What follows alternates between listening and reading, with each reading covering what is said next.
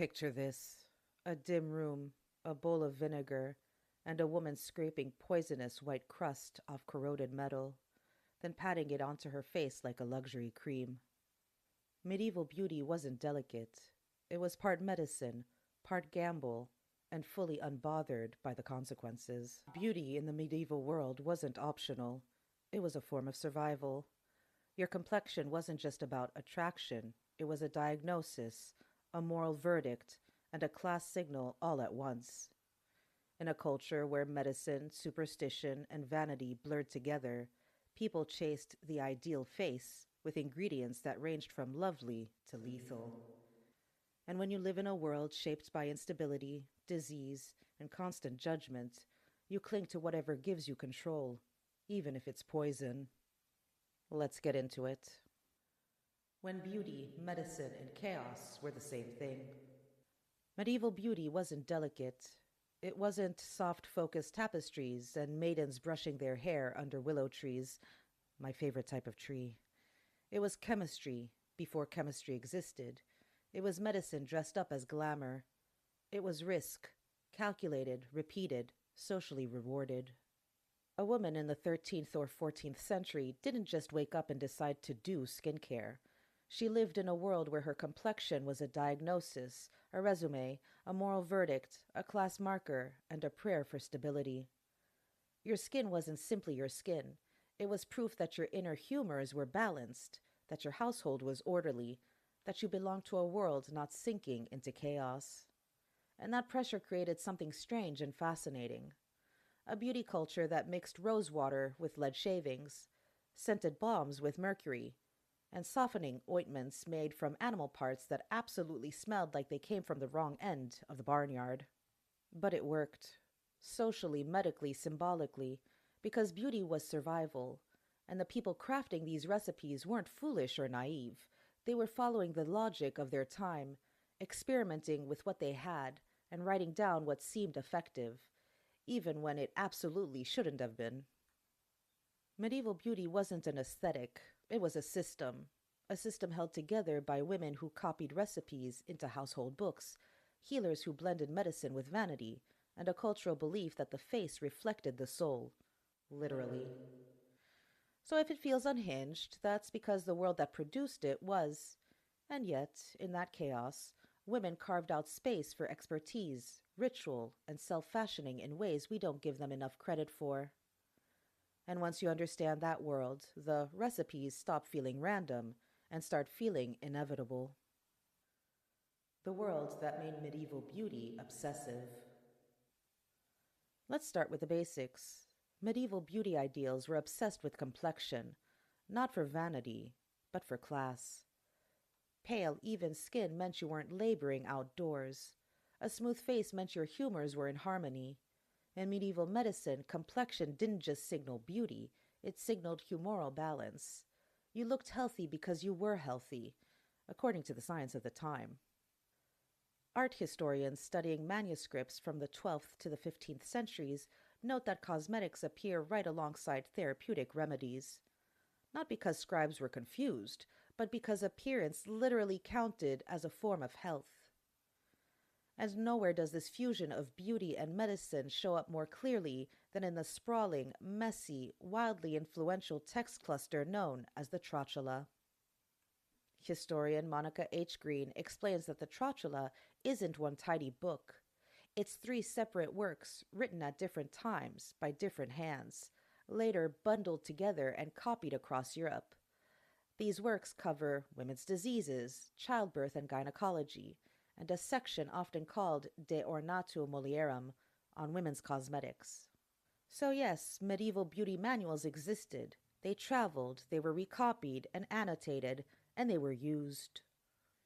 Green writes that medieval compilers treated cosmetic knowledge as part of the broader therapeutic tradition, meaning beauty recipes weren't extra, they were considered valid tools for managing the body.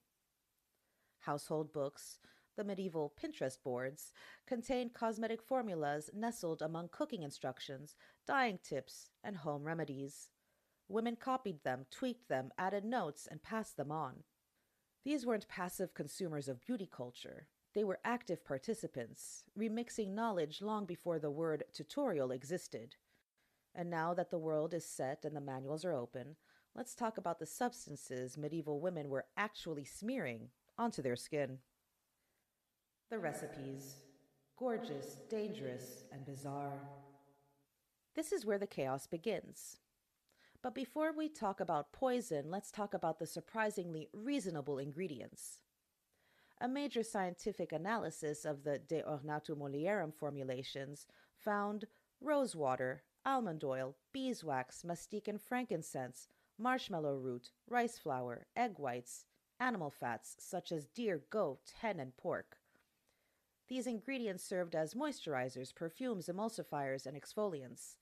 The same analysis notes how recipes often followed a recognizable routine: cleanse, steam, apply treatment, seal with ointment. So, yes, medieval women had a skincare routine. They steam cleansed the skin to open the pores, according to humoral logic. They used bran and flour to exfoliate. They ended with balms to soften and perfume. That part, it's honestly kind of lovely. Everything else, less lovely. So let's talk poison. Before we dive back in, I want to share something special I've been working on. If you enjoy a good whodunit set in a different historical world each episode, with a fresh set of characters every time, this might be for you. Somewhere in history, a crime waits in the dark. The year changes, the place shifts, but the truth, it hides in plain sight. Welcome to Murder Through Time, where each case drops you into a different era, shaped by real customs and real dangers. Pay attention to alibis that wobble, motives that feel a little too neat, and details that don't sit right. You're the detective in every case. Think you can catch the culprit? The game begins now. You'll find Murder Through Time, a Whodunit Across the Centuries, on Apple Podcasts, Spotify, or wherever you listen to podcasts. New mysteries appear every other Monday.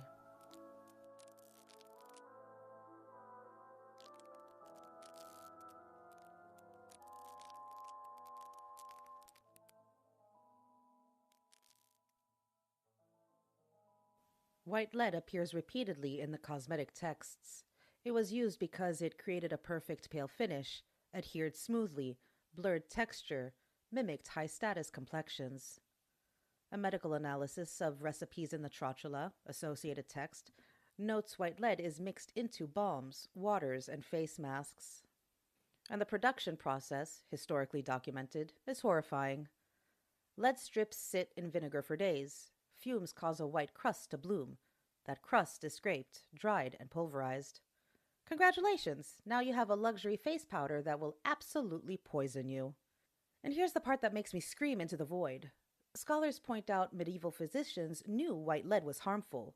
They worried about its effects on gums and teeth. They warn against overuse.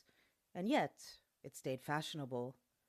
Because beauty culture is undefeated, and apparently willing to sacrifice your bone marrow. Let's move on to mercury. Mercury makes appearances in late medieval and early Renaissance recipe books, including the Vergel de Señores, a 15th century Castilian household manual. A scholarly analysis of the text notes this book explicitly ties cosmetic expertise to Moorish women, associating certain recipes with their knowledge and skill, especially those involving lead and mercury. But here's the kicker. Late compilers quietly remove those references. The recipes stay. The women credited for them disappear. And here's where medieval history hits a little too close to home. A certain demographic has made an entire identity out of plucking things from cultures they don't belong to, erasing the original creators and acting like they dreamed it up in a fever. And today, when they're called out, they feign ignorance and start crying. I'm not naming names, but if you know, you know. Back to mercury. Mercury-based creams brightens the skin because mercury chloride literally corrodes the outer layer. It's exfoliation in the most medieval, destructive sense. And again, physicians expressed concern. And again, people kept using it. Now, let's talk about the ingredient that makes everyone recoil. A catalogue of ingredients found in medieval Welsh medical texts includes goat urine, and it wasn't a joke or a one off. So, what was it used for? Cleansing, bleaching, and stain removal. Urine contains ammonia, which is a natural degreaser and whitening agent. In pre modern Europe, urine wasn't gross, it was a powerful cleaning chemical. It was used to bleach cloth, remove stains, soften leather, clean wounds, treat skin conditions. And yes, the urine as a remedy thing goes way back. Pliny the Elder's natural history is basically a massive Roman grab bag of treatments, and urine shows up in it as a cleanser and a remedy in multiple contexts, including skin complaints. Because if it's caustic and you can smell it from across the room, that apparently meant it had virtue. Medieval medical writers inherited this logic straight from ancient authorities. So goat urine lands in the beauty universe because ammonia cleans, it exfoliates, it lightens, it removes oils, and it was already used in medicine. Was it pleasant? Absolutely not. Did they think it worked? Yes. And let me say this louder for the people in the back. Billy goat urine was not, I repeat, was not in every medieval skincare recipe. Nobody was running around doing full goat pee facials on the daily. Settle down, sausage. And honestly, we still buy skincare that tingles, stings, or smells industrial and say, ooh, it must be doing something. It's quite depressing. Based on multiple manuscript analysis, here's what a medieval beauty day could look like. In the morning, wash with warm water and bran. Steam face over herbs such as rose, chamomile, rosemary. Apply a softening balm of chicken fat and rose water. In the evening, apply a face mask made from rice flour, egg whites, mestique, or white lead. Sleep with an ointment on for smoothing. Use powders to lighten and mattify.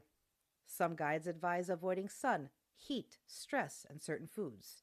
A medieval version of protect your skin barrier. And honestly, if it weren't for the poisons, they were kind of onto something. The women behind the recipes and how they got erased. Cosmetic knowledge didn't drift through the medieval world like folklore. Women carried it, they improved it, they preserved it, and predictably, someone else often took the credit. Take the Vergel de Señores. The earliest versions openly acknowledge Moorish women as the experts behind certain cosmetic techniques. The attribution isn't decorative, it's respect, a recognition of skill. But as the manuscript moves from scribe to scribe, something shifts. The recipes stay, the women disappear. Scholars analyzing the copies describe this as a slow sanitizing, not of the ingredients, but of the people behind them. Authority gets erased because it doesn't fit the worldview of the compiler. It's the medieval version of someone reposting your tutorial without tagging you and pretending they came up with it between breakfast and boredom. And then there's the trotula, the most famous, most misunderstood medical cosmetic ensemble of the Middle Ages. Historian Monica H. Green shows that later centuries bundled three separate works under the feminine name trotula, creating the impression of a one-woman author. In reality, the works came from multiple hands, some male, some female, some anonymous. And yet the text became associated with a legendary woman healer who may never have existed in the form readers imagined. Here's the twist. That feminine name, once seen as proof of expertise, later became a reason scholars dismissed the work. Anything linked to women or women's medicine was treated as less serious, less scientific, easier to ignore. So the most influential medieval beauty manual rose to prominence under a woman's name and was later dismissed precisely because it carried one. Tell me patriarchy without telling me patriarchy.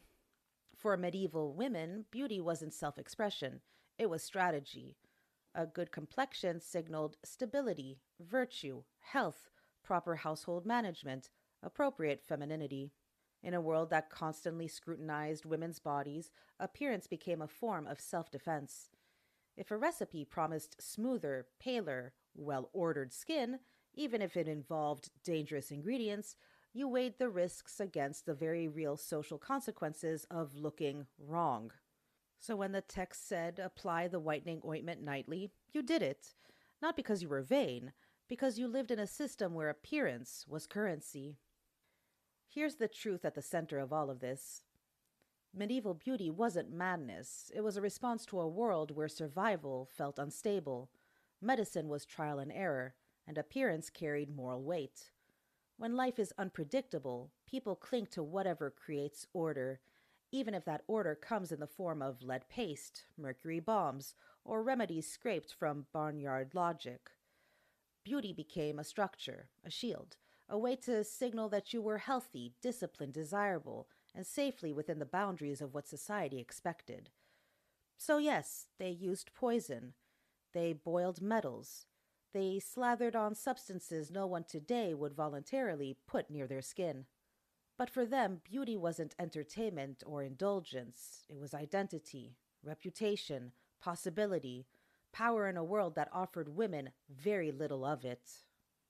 And that's the part that lingers across centuries. The ingredients change, the packaging changes, but the pressure to perfect, conform, and self-regulate through beauty, that part never really went anywhere. Beauty evolves, the stakes evolve, but the cost, that stubborn demand that your body tell the right story, remains. And that brings us to the end of our deep dive into medieval beauty culture. And when you step back and look at it, are we actually that different?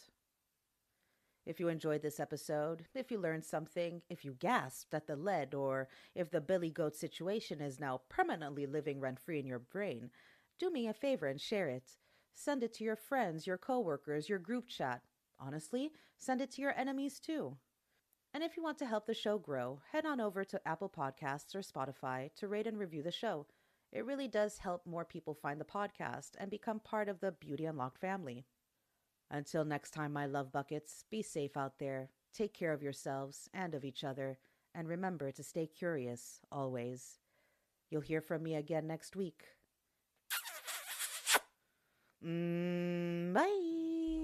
Make it clap, clap, clap. Make it clap, clap, clap. Make it clap, clap, clap. Make it clap, clap.